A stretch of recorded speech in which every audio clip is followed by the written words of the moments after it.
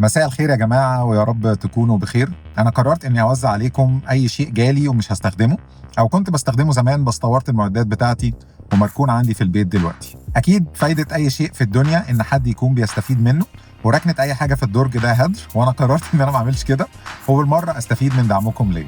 النهاردة هوزع 3 حاجات. أول حاجة السماعة دي من هواوي، هي تعتبر مش قديمة قوي ولكنها يعني انتري ليفل مش برو، بس لطيفة لو انت محتاج تشغل صوت ومش عايز تزعج اللي حواليك. سماعة طبعا بلوتوث وفيها بيزك نويز كانسليشن وبس على كده. تاني حاجة اللايت رينج ده، وده مستعمل او بمعنى ادق ده اول لايت رينج جبته وبدأت اصنع بيه محتوى قصير على انستجرام.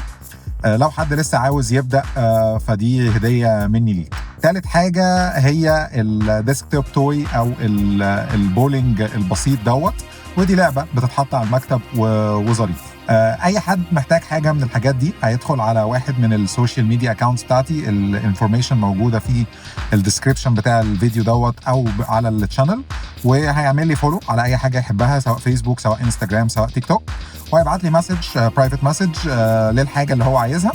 وطبعا لو كذا حد طلب نفس الحاجة هنعمل عليها كده زي سحب، هعمله يوم 30 يوم عيد ميلادي، وهقول الكلام دوت في لايف.